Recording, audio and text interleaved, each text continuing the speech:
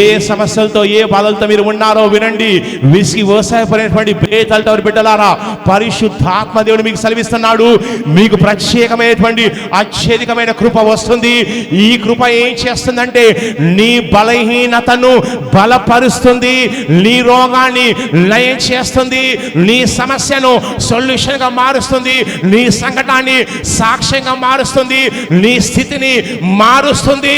ఎక్కడైతే సైతాను తిష్టవేసి ఉన్నాడో ఆ స్థితిలోనికి కృప వస్తుంది, సైతాను బంధించేస్తుంది, సైతాను కార్యాలు లయం చేసి దేవుని కార్యాలుగా మారుస్తుంది. 2 తిమోతి 2:1 నా కుమారుడా, క్రీస్తు యేసు నందున్న కృప చేత బలవంతుడవు కమ్ము. పరిశుద్ధాత్మ దేవునికి సెలవిస్తున్నాడు. కుమారుడా, కుమార్తె, నువ్వు నిరాశలో ఉన్నావు, నిస్పలో ఉన్నావు, బలహీనతలో ఉన్నావు, అప్పుల బలహీనత, కుటుంబ బలహీనత, ఈ బలహీనత ఆ బలహీనతలో ఉన్నావు. కానీ ఎవరైతే బలహీనతలో ఉన్నారో వీరందరినీ కూడా పరిశుద్ధాత్మ దేవుడు ఆహ్వానిస్తున్నాడు. రండి నా కుమారుడా, క్రీస్తు యేసు నందున్న కృప చేత. వింటున్నారండి? క్రీస్తు యేసు నందున్న కృప చేత. క్రీస్తు అంటే అభిషక్తుడు, అంటే అభిషేకించబడ్డ, దేవుని చేత అభిషేకించబడ్డటువంటి యేసు అనేటువంటి ఈ యొక్క దేవుని కుమారుని యందు ఉన్నటువంటి కృప చేత. అంటే ఎప్పుడైతే నువ్వు అభిషేకం పైన ఆధారపడతావో ఈ అభిషేకం నీ కృపనిస్తుంది. ఈ కృప ఏం చేస్తుందంటే నిన్ను బలవంతునిగా చేస్తుంది. వినండి, కృప పాపిని పరిశుద్ధునిగా మార్చేది కృప,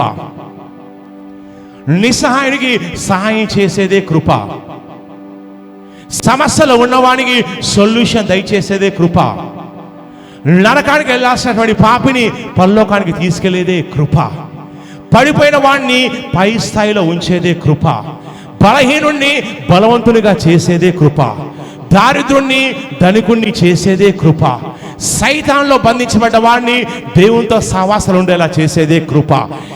ఈరోజు వినండి, ఏ సమస్యలతో ఏ బాధలతో మీరు ఉన్నారో వినండి. విసిగి వ్యవసాయపడినటువంటి బేతలతో బిడ్డలారా, పరిశుద్ధాత్మ దేవుడు మీకు సెలవిస్తున్నాడు, మీకు ప్రత్యేకమైనటువంటి అత్యధికమైన కృప వస్తుంది. ఈ కృప ఏం చేస్తుందంటే నీ బలహీనతను బలపరుస్తుంది, నీ రోగాన్ని లయం చేస్తుంది, నీ సమస్యను సొల్యూషన్గా మారుస్తుంది, నీ సంకటాన్ని సాక్ష్యంగా మారుస్తుంది, నీ స్థితిని మారుస్తుంది. ఎక్కడైతే సైతాను తిష్టవేసి ఉన్నాడో ఆ స్థితిలోనికి కృప వస్తుంది, సైతాను బంధించేస్తుంది, సైతాను కార్యాలు లయం చేసి దేవుని కార్యాలుగా మారుస్తుంది. సిలువలో వేలాడుతున్నటువంటి ఆ దొంగ అన్నాడు, ప్రభు నన్ను జ్ఞాపకం చేసుకోమని చెప్పాడు. కృప అన్నది ఈ దినమున నువ్వు నాతో పాటు పరదేశంలో ఉంటావు అని కృప చెప్పింది. కృప అంటే నీకు ఏదైతే అర్హత లేదో, ఏదైతే యోగ్యత లేదో అది పొందుకోవడమే కృప అండి. నీకు యోగ్యత లేదు, ఆశీర్వాదానికి యోగ్యత లేదు, కానీ కృప ఏం చేస్తుందంటే ఆశీర్వాదం దయచేస్తుంది. స్వస్థతకు యోగ్యత లేదు, కృప స్వస్థపరుస్తుంది. ఏ విషయాలైతే నువ్వు అనుకుంటున్నావు నా వల్ల కాదు, నేను చేయలేను, నా వల్ల కాదు, ఇక అయిపోయింది, అంతా అయిపోయింది, ఈ సమస్తం శూన్యం, సమస్తం బూడిద, ఇక నేను చేయలేను, నాకు యోగ్యత లేదు, అర్హత లేదు, బలం లేదు, బలగం లేదు, ఇక నాది వల్ల కాదని నువ్వు ఎప్పుడైతే చెయ్యెత్తేస్తావో, ఎప్పుడైతే ఇక నా వల్ల కాదు అని చేతులు ఎత్తేస్తావో వినండి, అదే సమయంలో కృప వస్తుంది. ఈ కృప నిన్ను ఆదుకుంటుంది, ఈ కృప నీకు సహాయం చేస్తుంది, ఈ కృప నిన్ను బలపరుస్తుంది, ఈ కృప నీకు అద్భుతం చేస్తుంది, ఈ కృప సైతాన్ను మూగపరుస్తుంది, ఈ కృప 1000 మంది దూతల కంటే ఎక్కువ మంది నీ కోసం దింపుతుంది, సైన్యాన్ని దింపేస్తుంది. బలహీనతలను, బంధకాలను జయించే కృప నీకు ఇవ్వబోతున్నాడు. అందుకే యేసుక్రీస్తు కృప చేత ఏం కావాలి? బలవంతుడు కావాలి. నువ్వు మొదట్లో ఆరంభంలో బలహీనంగా ఉండొచ్చేమో, కానీ కృప ఉందండి. యేసుక్రీస్తు కావలసినంత కృప ఉంది. అప్పుల్లో ఉన్నావా? అయితే నీ అప్పులు తీర్చేసే కృప దేవుడు నీకు ఇవ్వబోతున్నాడు. రోగంలో ఉన్నావా? అయితే రోగాన్ని స్వస్థగా మార్చే కృప నీకు ఇవ్వబోతున్నాడు. కుటుంబ సమస్యలో ఉన్నావా? నీ కుటుంబాన్ని చక్కబచ్చే కృప నీకు ఇవ్వబోతున్నాడు. నీకు శోధనలో ఉన్నావా? శోధన నుంచి బయటకు వచ్చే కృప నీకు ఇవ్వబోతున్నాడు. ఏ సమస్య అయితే నువ్వు ప్రభువు చూపిస్తున్నావో ఆ సమస్యకు దిమ్మ తిరిగిపోయే రేంజ్లో ప్రభువు నీకు ప్రత్యేకమైన అధికమైన కృపను ఆయన చూపించబోతున్నాడు.